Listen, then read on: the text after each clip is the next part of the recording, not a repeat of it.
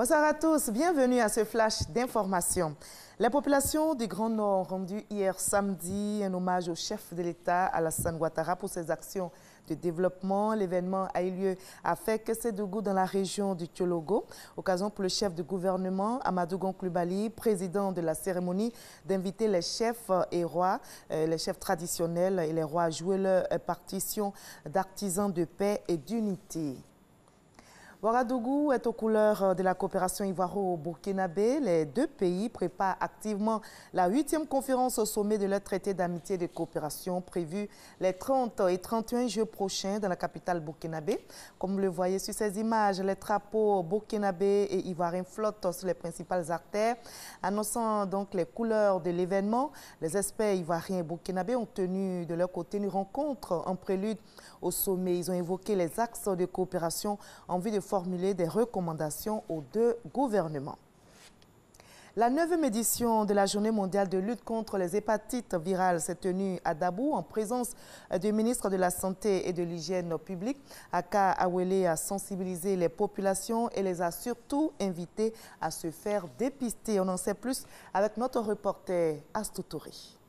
L'hépatite ou encore la maladie du foie est une affection qui continue de prendre de l'ampleur dans le monde. Selon l'Organisation mondiale de la santé OMS, l'hépatite B et C toucherait plus de 325 millions de personnes dans le monde. Cette affection existe sous plusieurs formes, A, B, C, D et E. 5 virus, tous aussi dangereux que mortels, avec des voies de transmission différentes. Les hépatites A et E sont de transmission oro-fécale. Les hépatites B, C et D se transmettent exactement comme VIH-Sida, c'est-à-dire par le sang, par les rapports sexuels non protégés, par la salive et par la transmission mère-enfant. Il vous est donc conseillé de respecter strictement l'hygiène alimentaire, c'est-à-dire de se laver les mains à l'eau et au savon.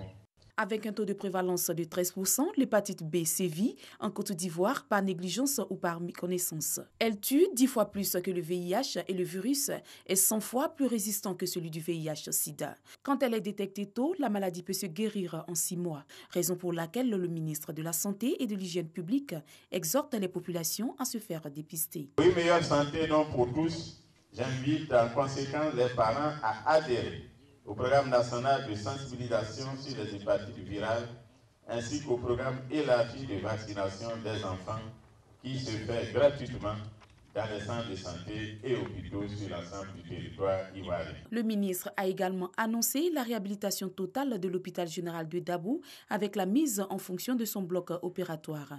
Également la construction du CHR de l'hôpital général de Songon. Le thème de la célébration de cette année est « Investir dans la lutte contre les hépatites ». L'Organisation mondiale de la santé entend bouter hors du monde les hépatites d'ici à 2030. Elle invite donc les États à s'approprier cette lutte.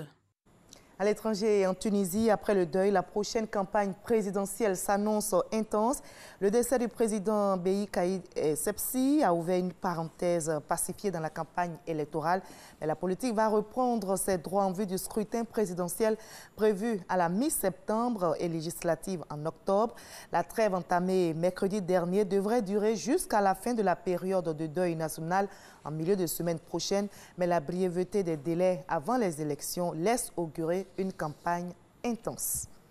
Des milliers de manifestants pro-démocratie de Hong Kong se sont réunis à nouveau ce dimanche, 24 heures après les affrontements avec la police.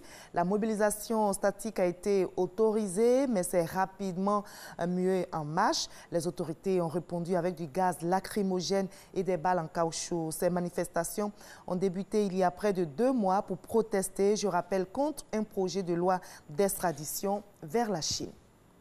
Le vice-ministre iranien des Affaires étrangères juge constructive la réunion d'urgence des pays signataires du plan d'action conjointe sur le programme nucléaire de l'Iran tenu aujourd'hui dimanche à Vienne, mais Téhéran va continuer à réduire ses engagements en ce domaine si les Européens ne parviennent pas à sauver cet accord dont se sont retirés les États-Unis. Notez que ces dernières semaines, les Européens ont réitéré leur volonté de tout faire pour sauver l'accord, mais n'ont pas caché leurs préoccupations dues à la récente décision de l'Iran de s'affranchir de certains de ses engagements en produisant notamment de l'uranium enrichi à au moins 4,5%, un niveau prohibé par l'accord.